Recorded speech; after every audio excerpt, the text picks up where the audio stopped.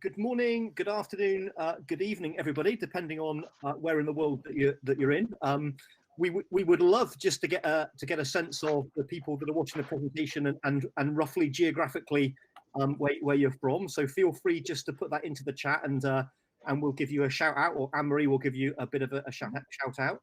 This is obviously the session today as well. So it's on high tech, low tech, and no tech. And I am Ollie Bray from the Lego Foundation, and I'm part of the global programs team, where I look after our work on technology and play, and also on Playful schools. And it's great to see that we've got some people from the US and Canada and India all chipping in there.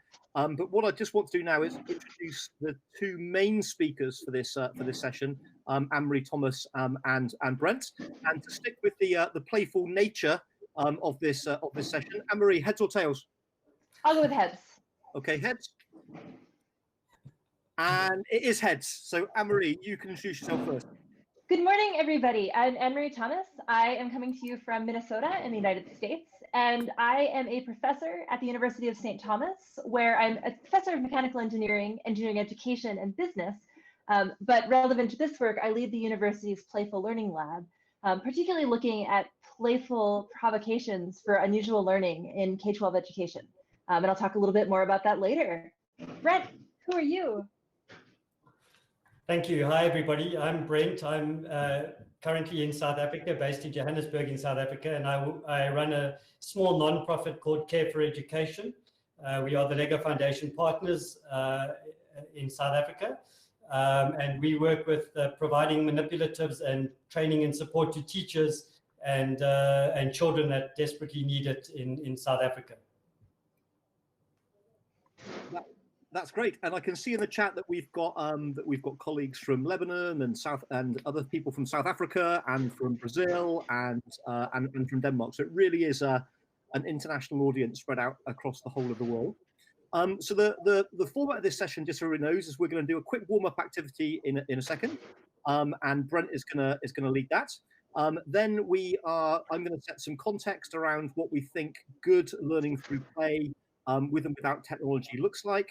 Then we're going to go into two case study examples led by Brent and Anne-Marie in turn, and then we will open up for some questions after that as well. So please keep your questions in your minds, or be prepared to ask them, or stick them in the chat, and we will pick all of those up at the end. But without further ado, we're going to move on to our kind of warm-up activity, which is going to be playful in nature, and Brent will explain it. But I believe, just to give you a spoiler alert, you will need a piece of paper and a pen to help you with this. Brent? Yeah, thanks, Ollie. All we're going to ask everybody is to grab a piece of paper, anything close to you. Hopefully you've got an A4 or something, even if it's a small sticky note, that's fine. And all I'm going to ask you to do is grab that and a pen or a pencil, anything that you've got right now. So it's low tech, very simple, pen and piece of paper.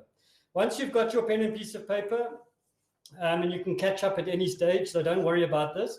We're just going to play a few little fun activities. What I'm going to ask you to do is, if you have a look here, I've taken my piece of paper and horizontally I've drawn 5 lines, roughly with an equidistance. It doesn't matter, as long as it's 5 lines on your piece of paper, and just draw them across the piece of paper like that. No more than that. All right, let's give people 10 seconds to go find their paper. Sure. So find a piece of paper. Well done, Ollie. That's all nice and simple, and we got a timer.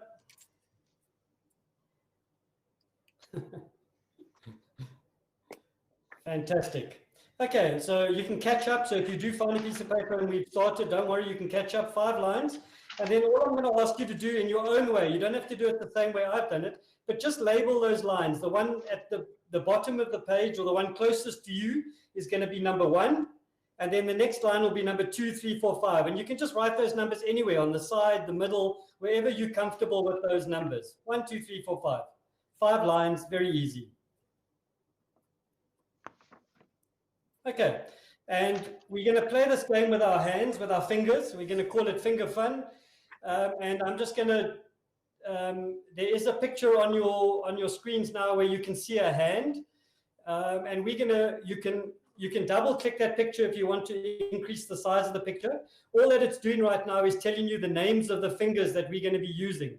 So some of them you might not know. It might not be the language that you speak. So we're just sharing very quickly that with you. So for instance, the thumb, I think most people understand the thumb. So we've got the thumb. We're going to use index finger, middle finger, ring finger, and your pinky finger, okay, or baby finger, whatever. And those are the names I'm going to be using. So if you don't know them, just look to the picture for help. And so this is just going to be a fun interactive game. You're going to put the piece of paper down on the table in front of you. You can stand up or you can play seated. For one of the exercises, standing up might be more fun. So yeah, fantastic. Thanks, Emery. That's really cool. Okay, is everybody ready? The rule that I'd like you to think about, and it's the only rule, is that once your finger is touching a line, I don't want you to move that finger unless I tell you to do so. So once you put your finger down on the line, leave it there on the line, okay? And all we're going to do is touch the line. So I'm going to give you nice, simple instructions. We're going to start with our hands floating above the page like this. Okay, here we go. Just play along. See how it goes. If you think you've made a mistake, don't worry. Just carry on doing the exercise, okay? There's no right or wrong answer. Here we go. Place your right thumb anywhere on line 2. Anywhere on line 2. Place your left index finger anywhere on line 5. Move your right thumb to anywhere on line 4. Place your left thumb anywhere on line 1. Place your right pinky finger anywhere on line 5. Okay, so now hopefully you're starting to stretch and warm up and get those exercises going. What I'd like you to do now is lift your hands and clap 3 times. Okay, that's just got us going. Here we go. Now I'm going to go a little bit faster. Let's see how well you can do. Place all your thumbs and fingers on line 3. All your thumbs and fingers on line 3. Move both your middle fingers to line 4. Move both your index fingers to line 2. Lift your hands and clap 3 times. Okay, fantastic. Now we're warming up. Now we're going to get going. And each time I'm going to increase the speed and see how well you're doing. Hands floating above the page. Place your left index finger anywhere on line 2. Place your right index finger anywhere on line 3. Place your left pinky finger anywhere on line 4. Place your right pinky finger anywhere on line 3. Now, look at the position of your fingers on the mat. Study your mat. Look at your position of your mat. When I say go, you're going to lift your fingers, do a 360-degree turn, and try and get your fingers back to where they are right now. Are you ready? Go.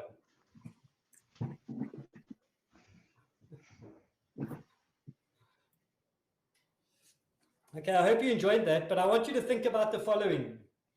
Are you thinking about whether you performed the exercise successfully, or are you thinking about the process that you chose to perform the exercise? So think about that for a little bit later, because we're going to use that a little bit later. Okay, we're going to start with stop with the last one. Here's our last exercise. You can lift your hands, clap 3 times. Okay, last one.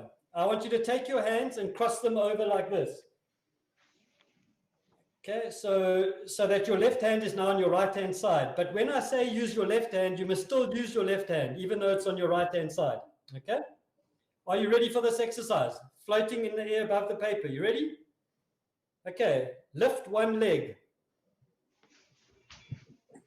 Yes, lovely socks. Okay. All right, place your right finger anywhere on line 4. Place your left thumb anywhere on line 1. Place your right baby finger or pinky finger anywhere on line 3. Place your left index finger anywhere on line 5. And now look down, and this is difficult. How many fingers have you got touching the piece of paper? It should be 4, but is it possible? Sometimes you have to lean on them and stretch on them. All right, you can clap 3 times. Well done. That's a nice, simple, no-tech icebreaker. Anne-Marie, back to you. Thank you so much. Now that we're all warmed up, I think, why don't we start, Ollie, with the 5 characteristics of play, and then Brent and I will dive into how those impact our work. That's great, and thanks for the warm-up exercise, Brent. I know that we're going to go back and revisit a little bit of that during your presentation as well. But just what I loved about it is there was just loads in it, because I've seen you do similar exercises to that with groups of children, with groups of teachers, and I really like the way that you kind of pivoted that to be used in an online environment as well. And even though I guess I felt a little bit self-conscious because I'm here with Anne-Marie on the video, I really liked your provocation and your facilitation, that actually nobody could really see whether I was getting that right or wrong at any one time as well. That the only person that was being assessed was me assessing myself as I went through. So I think there's loads that we can draw out on that. What I want to do now, just for the kind of the next sort of 10 minutes, is talk a little bit, or build a little bit on kind of Brent's exercise, and think a little bit about the LEGO Foundation 5 characteristics of play. And then we're going to have a go at doing a digital exercise, and we've got no idea whether it will work or not. And that's part of the excitement for us. And indeed, one of the big challenges I think that we've had with digital technology throughout the whole COVID-19 situation. So I'm going to just share my screen just now, and you should see my slides appear. And just like Brent's slides that we had before, if you double click on the slides, you'll be able to make it bigger on your screen if you're presenting. So as I already mentioned, is that exercises like that Brent had there, if it's framed in the correct way, then actually you can take a huge amount of learning out of what might seem to be a different playful activity. I'm sure that Brent will reflect on this a little bit later on. But not only was Brent developing a range of holistic skills during that exercise, including physical skills and certainly emotional skills as was going on, but also if it's framed in the right way, there's an awful lot of skills that could be developed there around literacy, around language, and around mathematics. And in fact, if you replay the exercise in your head, there were lots of references to right and to left, to different numbers, to different parts of the body. Indeed, Brent had a really good slide right at the start explaining what we meant by the different types of fingers, because of course in different cultures and different societies, the names of different fingers appear in different ways. There's loads and loads of learning that we can extract out of that if it's being facilitated correctly by the teacher. The interesting thing, of course, is that there was also a range of digital skills that we were developing at the same time as during that activity. And it's important that as we think about online learning, about how we can develop these range of digital skills at the same time as we're developing holistic skills and also subject knowledge skills as well. And skills are very important. In the LEGO Foundation, we often look at the skills in terms of 5 domains: creative skills, social skills, cognitive skills, physical skills, and of course, emotional skills as well. And what's been really interesting, I think, in the whole COVID-19 situation, and as different countries progress in and out of regional lockdowns, is that many governments are putting an extra emphasis now on social and emotional skills to make sure that children have dealt with the whole pandemic in an appropriate way, and they're coping with that. But of course, it's not just social and emotional skills that are the important skills. There are a whole range of skills that we're trying to develop as educators as well. And in the LEGO Foundation, we believe that you can develop holistic skills through engaging and immersive experiences. And what's interesting quite often about digital technology, and I was having this discussion with just some other people that are taking part in this conference just yesterday, is that quite often when we digitize curriculum, or whether we digitize lessons online, then suddenly it becomes very much about education delivery rather than developing this kind of range of holistic skills. So children won't develop a range of skills if they're just learning facts. We need to think about how can they both meet learning outcomes, but at the same way develop individually and as a class at the same time as well. And as you might expect, in terms of the LEGO Foundation, right, we believe that you can do this in a playful way. And we take a broad description by what we mean by learning through play in the LEGO Foundation. And we would say that really good learning through play experiences are experiences that are meaningful for the children, that are iterative in nature, that they build on previous knowledge as well as building things and creative things, that they're actively engaging and stimulating, that they're socially interactive in nature where appropriate. And also, once children have achieved what they're trying to achieve, they're very joyful in nature and they get a lot of feedback from that joyful in nature. Now, in terms of my background, I was a classroom teacher. I taught in schools for over 20 years, and latterly I was a head teacher. And these 5 characteristics of learning through play are not dissimilar to me, because when I used to be in school and when I was working with staff, I would quite often describe these things not necessarily as 5 characteristics of playful experiences, but actually 5 characteristics of an excellent lesson. And I think that this is really, really important, because a lot of the learning science would suggest that play is a natural way to learn. And if we can get some more of these kind of playful experiences into our classrooms in both formal and informal settings, then children are more likely to thrive. So these characteristics in themselves are quite a good way to be able to both plan lessons and evaluate lessons, but also to assess these different learning experiences. Now, in the Lego group, we have a saying which is called "Only the best is good enough." And this saying actually comes from when the Lego group used to make wooden toys, even before the plastic bricks were made. And if you're interested in Lego history, you can go online and you can read about that. But the reason that I mention this is that I think when we're thinking about online, whether it's a high-tech or whether it's a low-tech digital experience, we can actually use these 5 characteristics of playful learning to assess whether the learning experience is going to be good, or whether it's going to be very good, or whether it's going to be excellent. And I think 5 characteristics like this can be really handy to help teachers and facilitators and head teachers plan for what are excellent lessons. So we're going to take a kind of a short break there, but I'm going to come back now and we're going to have a go at doing something slightly different. And we're going to have a go at a playful learning experience, but in a digital domain, and we're going to see whether this works or not. So in the chat column here, I am just going to put in a link, and in the link, if you're able to click on it, you will find a website which should load, and it's in beta mode, so we're not quite sure whether it's going to work, but I think with 17 people on the call, it should be okay. And when you click on this link, there's an opportunity there for you to be able to build a duck, a digital duck. And we would sometimes, do this experience actually in the physical world, just using 6 Lego bricks.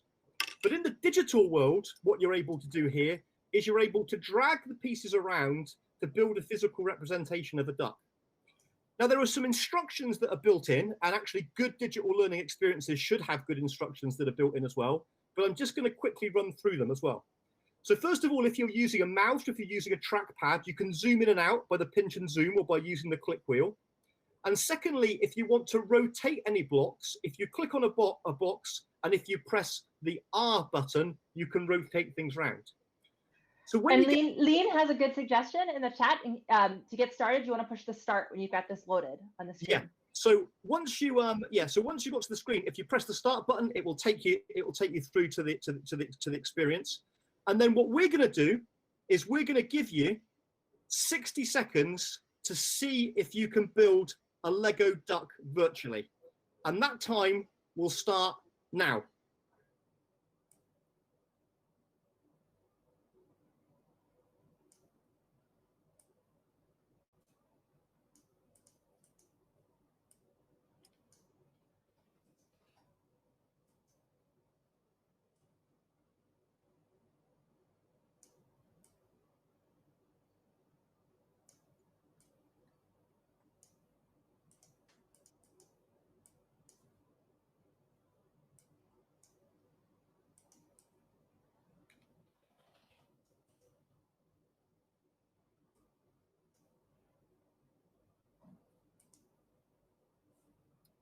"30 seconds left.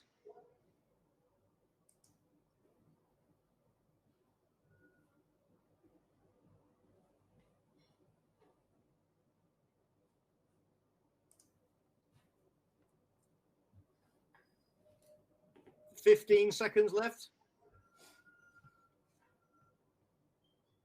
5, 4, 3, 2, 1. And then stop there. And I just wondered, and I don't want to put my fellow presenters on the spot here, but I'm pretty sure that Anne-Marie and Brent will have both built some digital ducks there. So I wonder whether they could quickly share their screens and we can have a look to see what they've created.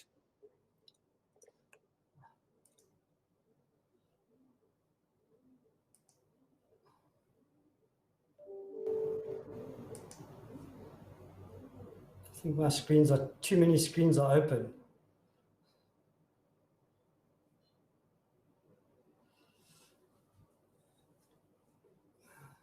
Application window. Chrome tab. Oh.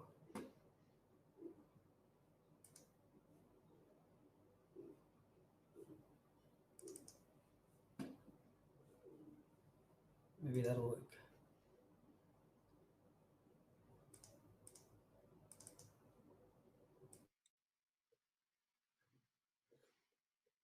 Well, that's okay. I'll just I'll pull back up my screen. That might be the easiest way to do it. And let's just have a quick think about what happened there. So hopefully you can see my screen again. So if you've built your digital duck, you can actually take a picture of it at the in the bottom. You can take a picture. I would encourage you to share your creations, if you like, over on using the hashtag #PlayEveryday on your Twitter feed, or you can share it elsewhere on social media. It'd be interesting to see the different iterations that we've got. But it really is quite amazing in terms of what we can build with just those kind of six Lego bricks there. But what I wanted to do maybe was just go through in a little bit of detail about what just happened as we did that, because there was loads going on, in that short experience. So first of all, we set the challenge, we set the provocation for you to think about. And as we set the provocation and I was explaining the instructions, your brain was probably starting to work a little bit like crazy as you were trying to understand what I was saying, what I wanted you to do. And you probably then had to go into that kind of self-regulation mode to kind of calm yourself down and to actually think about what you wanted to happen. And then we just gave you six Lego bricks to sort of try and build a duck. We gave you no building instructions. We had shown you a picture of a wooden duck, but of course, the pictures that we showed you was nothing like a duck in real life. So again, you were having to use some kind of symbolic representation to pull from the back of your mind what a duck looked like so that you could kind of create this duck virtually. You were then using a combination of both digital skills and your spatial abilities to drag the duck around on the screen, to put the different blocks together, to try and create something which looked like a duck, and going in and out of your long-term memory all of the time to visualize a little bit what it looked like on the screen compared to what you think it looked like in real life. And I'm pretty sure, as well as having a degree of digital perseverance as you were starting to use the software as well, is that what you might have created didn't really look like what you wanted to create the first time round. So again, you had to use a degree of cognitive flexibility to pull the bricks apart and to put them together again in different ways. So there's lots and lots of different experiences that can come, from this small learning through play example. Now, obviously, this is just an example really of learning through play in terms of a brief experience. But if I then evaluate my lesson, in some ways about what I did, and I think only the best is good enough, perhaps I can think a little bit about those 5 characteristics to decide whether I did a good job or whether the activity was appropriate or not. So first of all, the activity was definitely iterative in nature because we're using blocks and we're taking things apart and we're rebuilding things. And I can also guarantee that there are some people now that are still building their digital ducks rather than listening to me. And that's absolutely fine as well. It truly is iterative in nature as you start to take things apart and build them and share these things. It's socially interactive because even though we were acting by ourselves, we were all doing the same activity. And there's the option now to be able to share your creations with social media, but most importantly, to choose who you share your information with, or to choose, who you share this duck with. And of course, this duck website's not going to go away. And what we find from doing this activity is that quite often people then choose to do this activity with children, or other people that they live with later on, to see how we can just configure these different Lego blocks in different ways. It was meaningful for you because it's in the context of the presentation, and it was done by challenge in this instance here. But also you could relate probably to what a duck looked like, and you wanted to get on board with the activity. It was certainly actively engaging. We can see that in the chat. And again, we've got evidence of it being joyful as well, because it was also in the chat. But I can't emphasize enough, this is just a one-off learning through play experience. It's not necessarily at this stage promoting deep learning. And indeed, if we want to create deep learning and powerful learning, we need to take things like these interesting and engaging activities, like the duck exercise, and also to apply it with appropriate pedagogy. And that's what Brent and Anne-Marie are going to talk a little bit in a minute. But just like in the same way that we applied these 5 characteristics as to what makes a good lesson, we've also in the LEGO Foundation applied these 5 characteristics to a variety of evidence-based pedagogies that can work really, really well offline, but also online as well. And these are available in our Learning Through Play in Schools report. And we would say, for example, that collaborative learning, cooperative learning, experimental learning, problem-based learning, project-based learning, guided discovery, and inquiry-based learning are all examples of active pedagogies that are playful in nature and that can really help get kids engaged.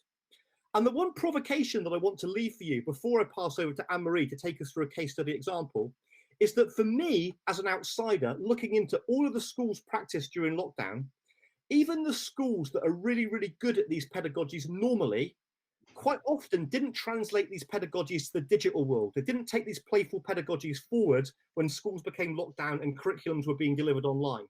So a challenge and a provocation going forward is to try and get schools to think about, well, actually, how do you do proper project-based learning online? Or how do you do group work and collaborative learning online? Or what does really high-quality experimental learning look like in the digital sense? Because if we're able to do this, not only are we going to be able to engage students in their learning, but also we're going to develop those range of holistic skills that I touched on right at the start of the presentation. So if you've got questions about my introduction there or questions about the duck, fire that into the chat and we can pick those up in the end. But what I wanted to do now is hand over to Anne-Marie, who's going to pick up our first kind of case study and talk about some of the work, some of the amazing work that she's been doing at the Playful Learning Lab at the University of St. Thomas. Thank you, Ollie. Can you hear me? Did it work? Okay, hopefully I'll be able to share a window. Let's try. I have pictures. This is much better with pictures. I'm nervous that my duck didn't show up. Is my screen showing up? I'm not seeing it. Not yet. Okay, let's see. So I know we have some tech support watching. I have clicked share my screen and I've got an application window and I've clicked the Microsoft PowerPoint and clicked share and nothing is happening. Any advice would be greatly appreciated, Michael.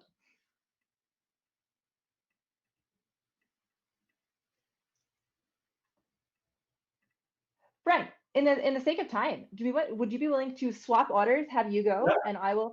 Okay. No problem. So I will share my screen, and and you can tell me if it's shared. You can see my screen? We can, yep. Yeah, great. Okay, fantastic. So I'll take over and we'll come back to you, Anne-Marie. So yeah, looking at high tech, low tech, no tech, we are looking at a low tech, no tech option that we'd like to have a look at. I just need to get, so as I mentioned earlier, I'm from a non-profit called Care for Education, and we're working very, very closely with the LEGO Foundation in South Africa. These pictures, you can double click on the picture to make it bigger if it helps you in terms of wanting to see it. If not, just look at the picture as a small picture on your screen. What I'm trying to show you very quickly with these pictures is just to give you a sense of what we're dealing with. In South Africa, we've got very large classes. You can see here, lots of children, 40 to 50 children in the classroom, one teacher, very little space, very difficult to do social distancing right now. And the children are quite squashed in and crammed, and we're finding it really difficult. So I'm gonna identify the problem that we identified in South Africa, and I'd like you to say, well, how many of these apply to us in our situation? Let's have a look if any of these are common. So the first one is very large classes, which I've just said, and very small classrooms, so no space. Secondly, in South Africa, we have no power at the moment. This is a really big problem because if you don't have power, you very seldom can use technology. If we do have resources, most of our resources don't have enough for the kids in the classroom. So we have a couple of resources, which means kids are trying to share and not being able to do anything with them. And very often they are inappropriately sized. And we can talk about that later. It talks about there's a certain size at a certain age that children should be playing with. Our children get very little individual attention, and that's a big problem in our classrooms.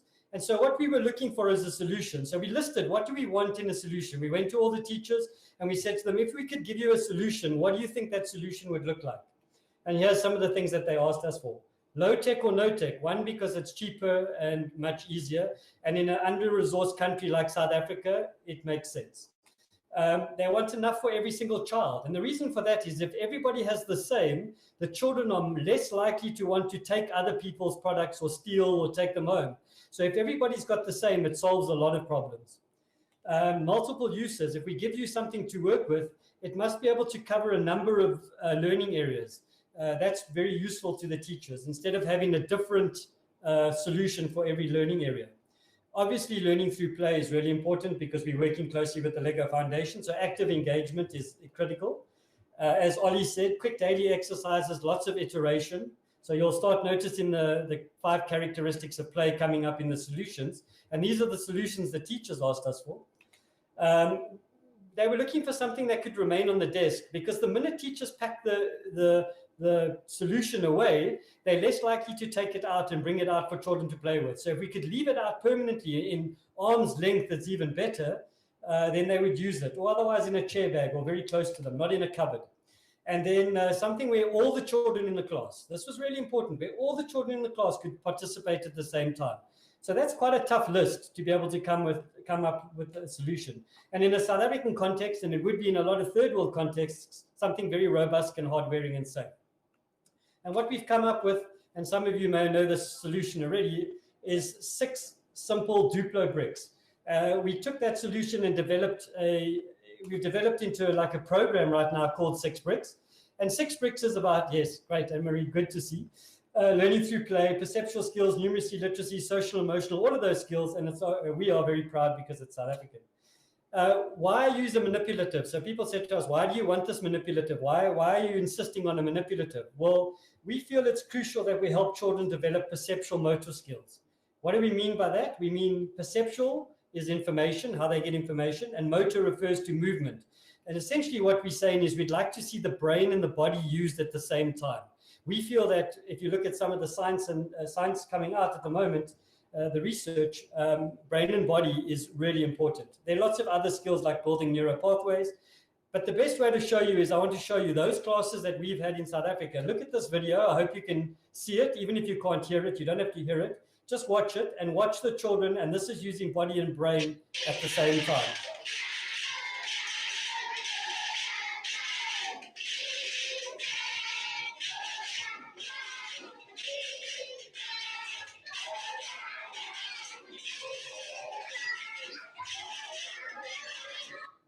So hopefully you could see that video. And that's just showing you the engagement. So the children have only need a little bit of space, but they're using their brain and their body. They're listening to a pattern, a rhythm, a rhyme, music, whatever, and they have been able to turn that into information and use that information. If you have a look at these pictures over here, you'll see that these are children that we're working with. But I want you to look at the picture and say to yourself, are these children fighting over the pieces? Or are they collaborating and working together? Are they experimenting? Are they testing? Are they trying? Are they, having fun? These are the important parts about finding a solution.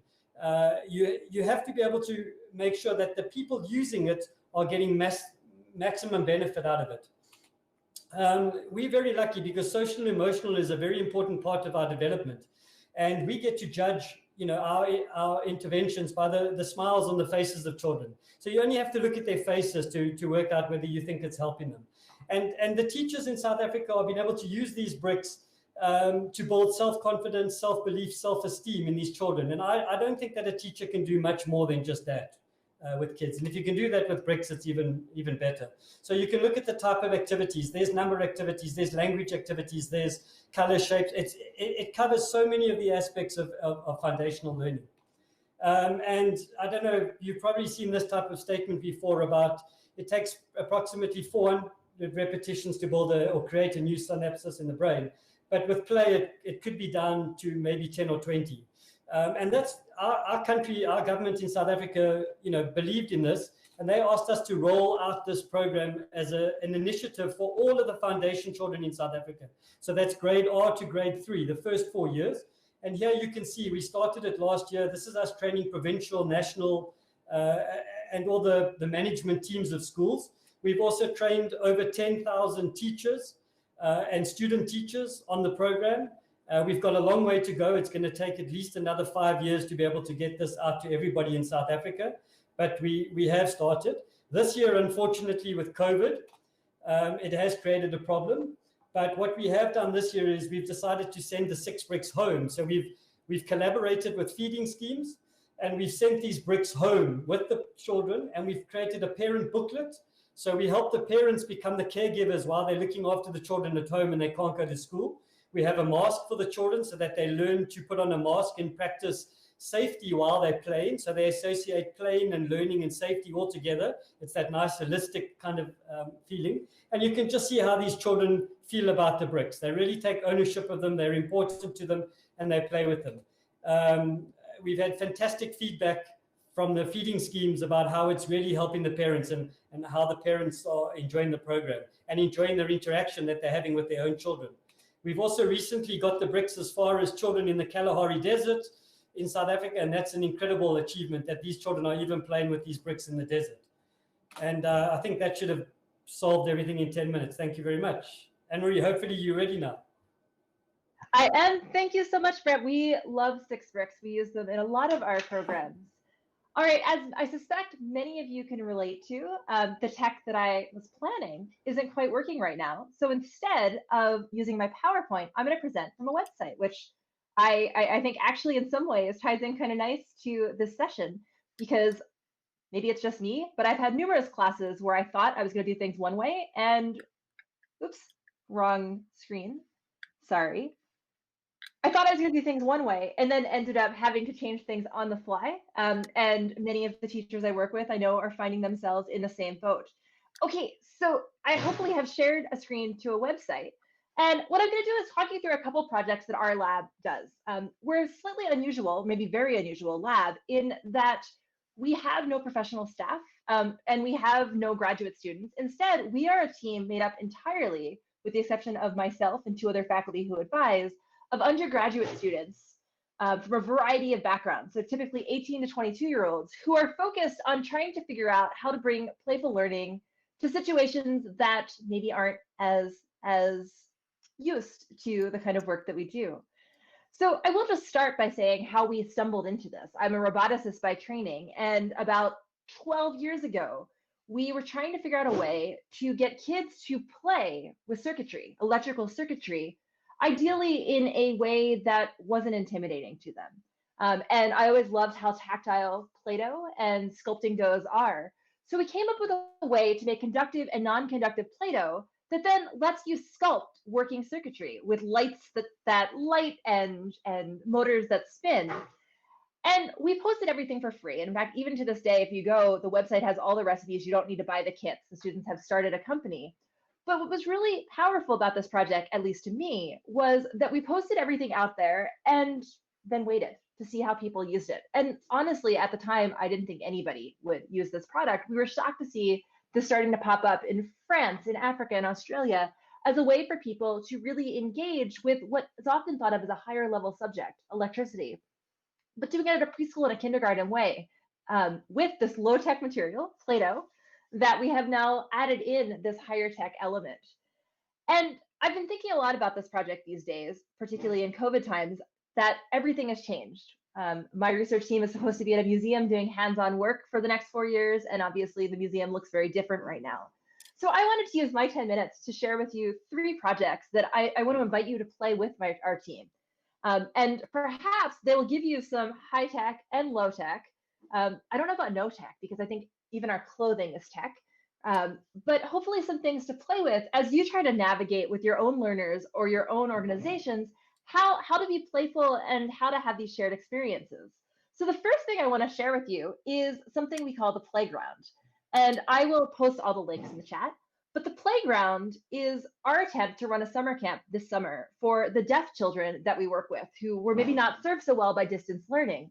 And what we came up with was a system where every week we posted projects and did live Zoom hangouts and delivered boxes to the kids.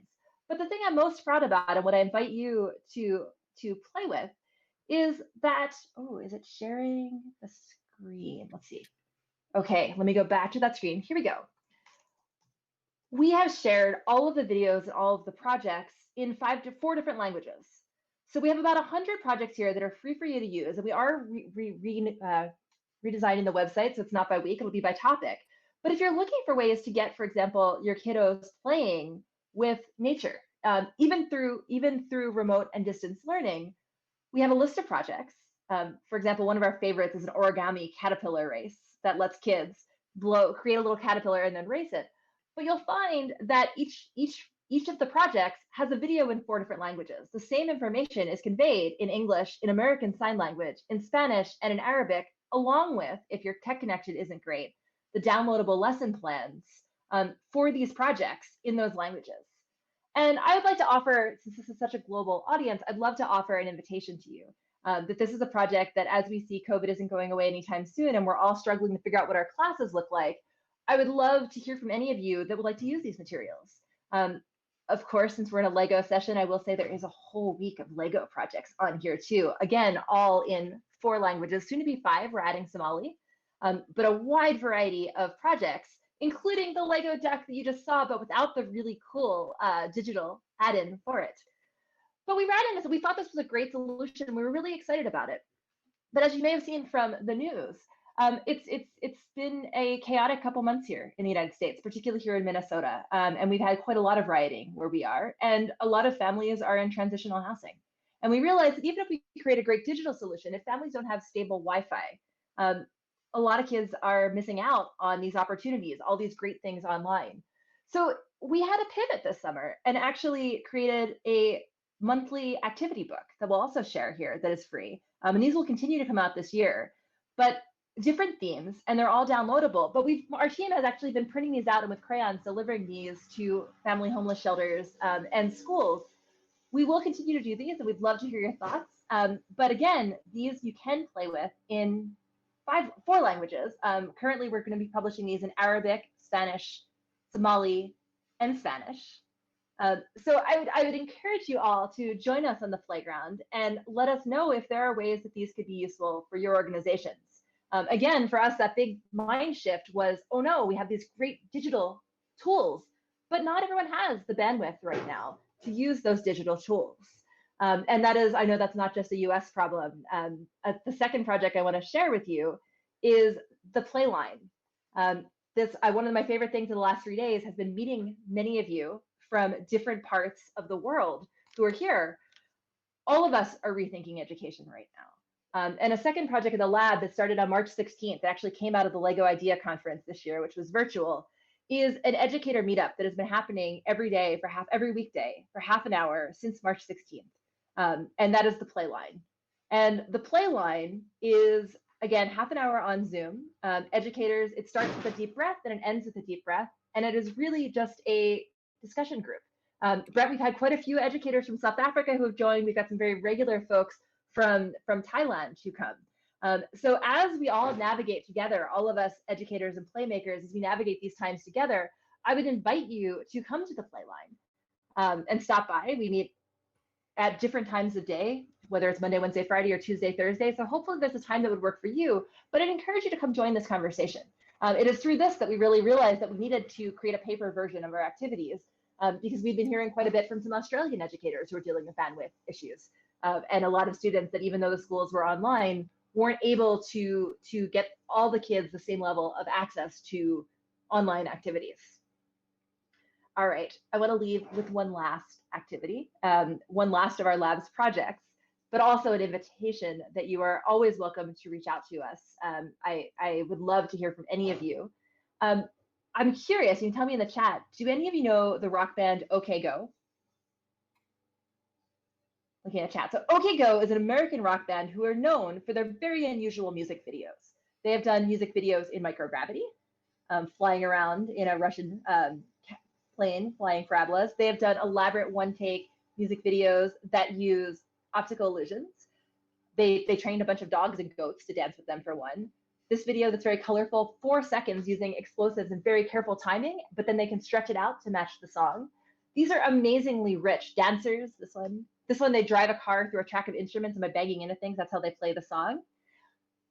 We've been looking at these videos for years and realized that these are such a whimsical way to lead a bunch of explorations with learners of all ages that the Rock Band and the Playful Learning Lab joined a partnership in 2017 to create OK Go Sandbox. And OK Go Sandbox is completely free to use, as are all the resources that I'm showing you. But based on their music videos, we have videos and activities that are specifically designed for you to use with your students. So they're probably most known, their breakthrough video, other than their treadmill video, was a giant Rube Goldberg device, a very elaborate Rube Goldberg device that went the length of a 4-minute long music video. And I know many teachers have shown this one in their classrooms. But the thing that we're proud about with Sandbox is we've actually recorded 4 new videos with them for that music video, where they explain how they did it. So for example, here, Chain Reaction Machines, this is a 90-second video where they'll explain how they broke their music down into segments and then created a chain reaction machine for that. There's also teacher guides for all these activities. So if you were looking for, oops, I froze myself. Let's see.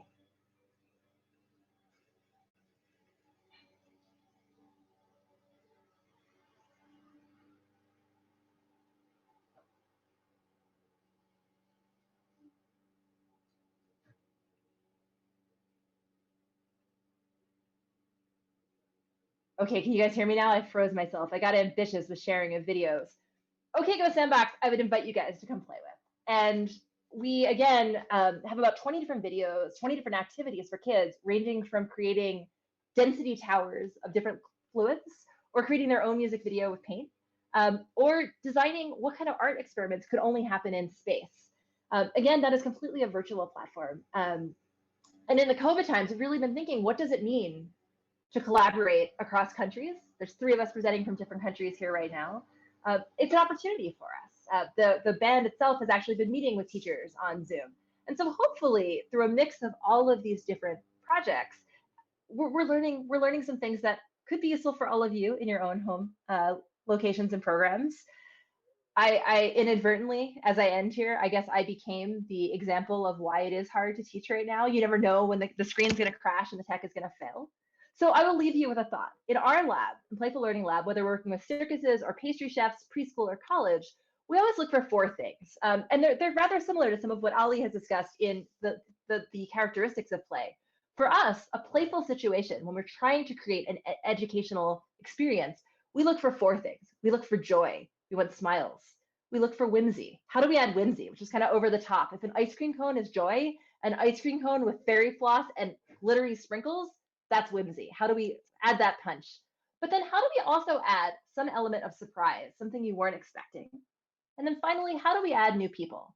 Is there an element that we can bring in that lets our learners and our playfulness and our playmates meet someone new, whether it's someone they're meeting face to face or someone they're meeting through the computer, or even in using in these examples elements of different cultures that they may not have seen before.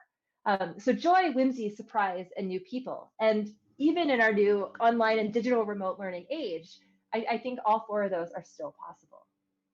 Thank you guys. Sorry for the tech issues. Back to you, Ali. No, great. Thanks, thanks, Anne-Marie, and thanks, Brent as well. And I think tech issues are fine. I mean, I think we've all been suffering massively from tech issues since about the 1st of March, I think, and that's just a reality of the situation that we're in. I really enjoyed both of those presentations, and just maybe a couple of reflections on my part, if that's okay to start with. Brent, really enjoyed. I know a lot about 6 Bricks. You know, I've visited some 6 Bricks projects with you in South Africa, and we've both been involved in in training. But I really love the way that you've pivoted that project during sort of COVID times to target the most needy, but also to develop that important family engagement aspect of the project as well, and link that in with what I would call good pandemic behavior. You talked about the face mask, but I know that you've also been discussing hand washing with that as well, teaming up with aid agencies around kind of food parcels. And really, I think, to help people understand that play and children's social, emotional, and cognitive development through manipulatives is as important as other basic needs, particularly for very, very young children. So I think that's great. Anne-Marie, again, I always love listening to you. You said so much in that kind of 10-minute period around that. I love the idea of the playground and the origami caterpillar. I've already got it up on one of my Chrome tabs as you were speaking around that. I know that the play line has really kind of taken off, and and has provided support to educators around the world that just didn't have that support, but before. And I think one of the things that COVID has taught us is that even if, you know, initiatives like this, they don't have to have hundreds and hundreds of people in them. You know, even if we're just helping out one or two people, that's still one or two people that we're helping out who are then going to benefit, you know, any number of children on that as well. So I think that's really, really great. And I love the work around kind of OK Sandbox, but most of all, I loved your analogy about the ice cream cone and how you get whimsical and the surprise on top of that as well. So just all great. So we've got about kind of 10 minutes left, and I just wondered if we've got any questions that are coming in on the chat, which we'll pick up as we go through. But I've maybe got a couple of questions just to kind of kick off. So maybe I'll just fire the first question at you, if that's okay. I was really struck when you were describing the program, which is one of your projects I'm not as familiar with, is the other project, around how you'd thoughtfully chosen different languages, you know, linked into that as well. But I also was just wondering, how have you built in local contextualization to that? Because you're obviously in North America, but you deal with a lot of languages and cultures around that. But how are you making sure these activities are culturally relevant to a wide variety of audiences? Sure. So I am very lucky. If you go to the Playful Learning Lab site, the students in my research lab reflect our community. So the videos that are on that site in Arabic, for example, are young Minnesotans who speak Arabic, or are probably, we have numerous students in the lab from Egypt and Saudi Arabia and elsewhere. We also work very closely with community partners. As I mentioned, the playground started because we were hoping to do an in-person program with deaf children. Children who are deaf, hard of hearing, or deaf-blind have had a really hard time working remotely, particularly if their parents don't speak American Sign Language. So our goal would have been an in-person camp. When we realized that wasn't possible, we pivoted to these videos and live chats through Zoom with ASL interpreters, but also the important aspect of dropping off this box of materials to them each week. And in doing that, we made sure that we had community partners who were advising on the projects. All of the sign language is done actually by teachers who teach at one of our deaf schools in the Twin Cities. Now, one of the things that has grown is, like, as we were launching that, is when the George Floyd killing and the riots here in the Twin Cities were happening. And we really saw the impact on our communities of color in the Twin Cities. And that was where the students actually said, you know, we're doing this material, let's bring in the languages of our communities. And also particularly, let's get these playbooks to some of the folks who no longer have internet because they've lost their homes in some of these riots, or in the situations that are happening. I will say, going forward, the next round of Playground, a new website will come where you can search by language. We're working very closely with a partner who leads the family homeless shelters in the Twin Cities. Because again, as we know, kids are being affected by COVID and distance learning, but it's even harder if you don't have a stable home. So in those cases, we work heavily with the educators and the community members themselves, and authentically, again, trying to hire students to work on the projects who come from those communities, who are native Spanish speakers or native Arabic speakers or native sign language speakers. Great. That's a fantastic and a really kind of comprehensive answer. And I just think that, you know, what you're saying and the way that you say it when I listen to you sounds so obvious, but I think that in these COVID times, when everybody is under an awful lot of pressure, sometimes it's the obvious and the simple things that we don't already see. So that ability to be able to empower people in local communities where they've already got that community connection and arguably want to be able to feed something back is just such a powerful resource that I just don't think that we're tapping into. You know, at the moment, I see in many parts of the world overcomplicated initiatives which are still very, very top down and not grassroots in nature. You said another interesting. Sorry, no. Oh, I was going to say, I think at the end of the day, I'd be curious, Brandon, your thoughts on this, and anyone in the audience. I think I'm less concerned about whether kids get grade level math this year and more whether we see these moments of smile and play. I think that the mental health impacts of all that is happening, be it climate change and be it political unrest in many countries, but then also adding the pandemic, I think simple works. We can have these simple moments of joy, and they're probably more impactful than, as you mentioned, these huge efforts to do everything the old way.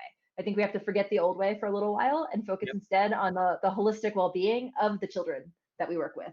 I 100% agree, and I can see Brent sort of nodding away there as well. And I think, you know, moving forward, it's got to be about taking the best bits of what we've had and then taking the best bits of what we've learned in the last 6 months to create this new recipe. But then to use the analogy of the cultural references or the ice cream again, it's about creating those local recipes, like on the ground. What's right for those individual children in these individual classrooms, in the individual schools, in the individual homes, in individual regions. And we've got to start. We've got to start from the bottom up with this to move forward. Brent, we do have a question. Actually, sorry, it's for Brent, but we do have a question in the chat from the audience. So I'm gonna read it, but this is for Brent. Emma Katie. She works with preschools in lower income neighborhoods, and her question is about 6 bricks, which is wonderful. And she's curious about the economics between the take-home packs. Do parents pay for them? And if they're subsidized, is that a limitation of scale? She typically works with locally sourced materials, it says, including garbage, plastic bottles. So she's curious about how do you do the economy of scale for lower income families with 6 bricks? Yeah, great question. I think we're in a very fortunate position at the moment where the initiatives that we're doing for the Lego Foundation, we are subsidizing the bricks. And so the Lego Foundation donate the bricks, and we had the bricks for our foundation phase initiative. And because that initiative wasn't taking place, we had the bricks available at the time. And we didn't want to sit around for a year until we could use them, so we decided to use them. So yes, there is a limitation in terms of that.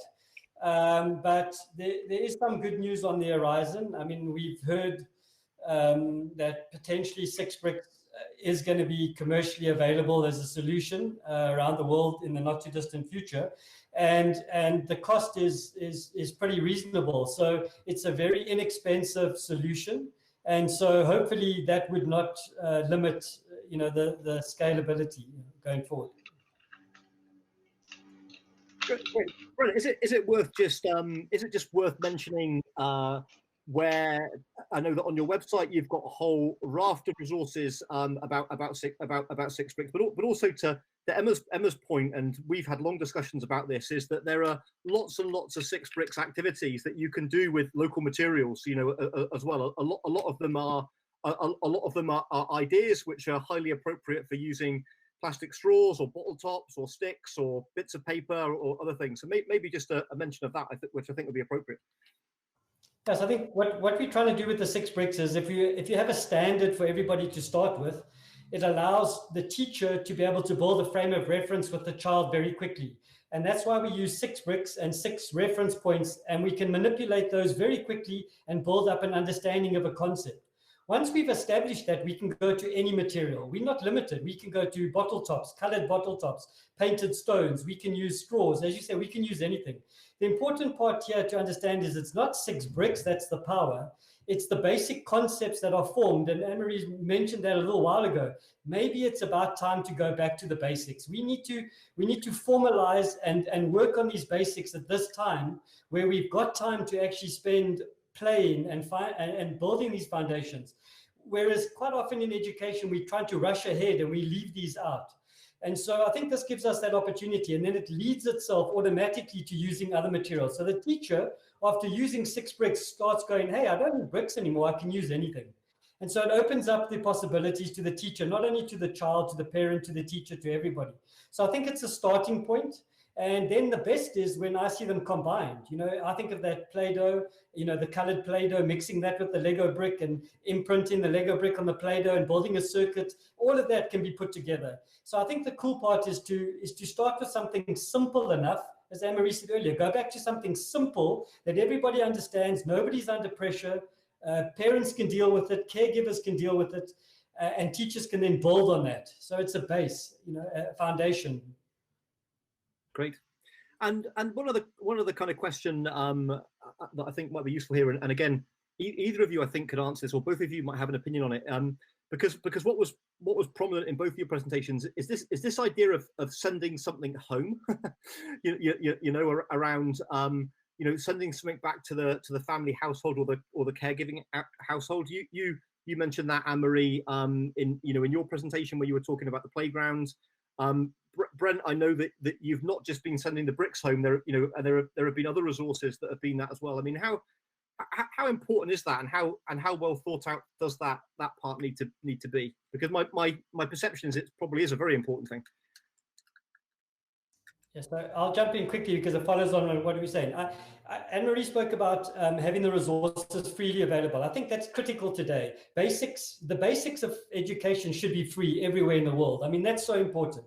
And so, you know, this is not rocket science. This isn't something fantastic, but it's going to build a foundation that is so critical. And then, Ollie, what it allows us to do is allows us to plug in all the other things. So if we can make these resources available as downloads, as videos, and we can bring tech in. It's the way to actually start bringing tech to the basics. In other words, you could have an app with the 6 bricks exercises on that parents could just download for free. And then the parent actually feels like they can engage with their own child. They can help their own child. They can do something which traditionally they thought only teachers could do. So what it starts doing is it starts bringing people together. It starts bringing the community that are supposed to raise this child together, and it empowers that community. And I think that's the important part, is that if we share and we give this away, we build the community that's going to make the difference in the future, as opposed to us trying to hold on to an idea or try and promote an idea.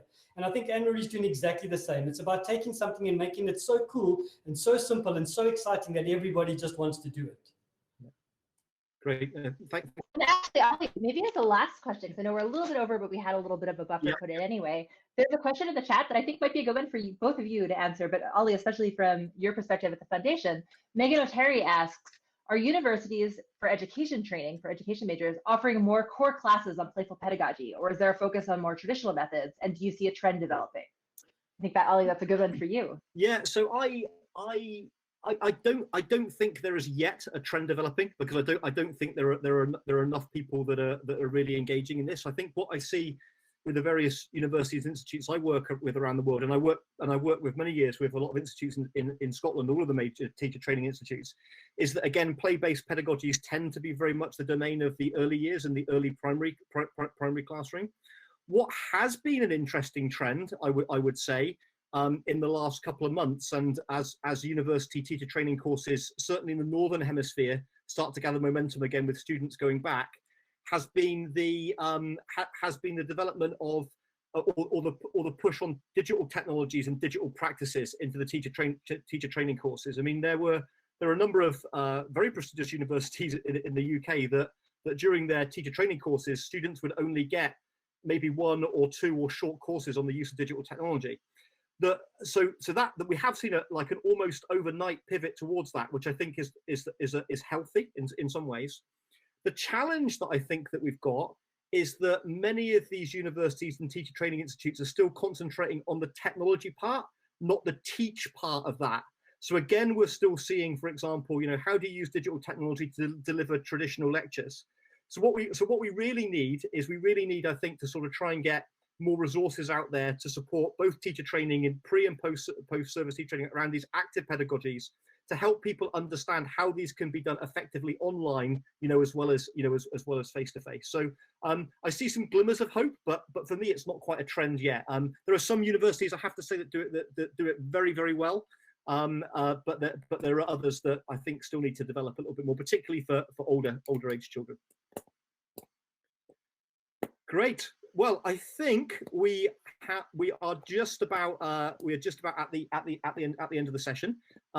Thanks so much to Anne-Marie and for Brent for taking part and preparing those presentations. I just feel like I know you both quite well, but I've already got loads of extra information that I can go away with there and to explore, which is one of the privileges of these conversations as well. And I think that, like, when we started to put the session together around the importance of facilitation, and it's not about the tech, it's about the teach, and it's about the experience and all of these things. I think that what you both have provided is some ideas there which are incredibly practical, but linking into this overarching higher level philosophy as well, which I think is also important for children education systems moving forward. So thanks so much to both of you for your time this afternoon.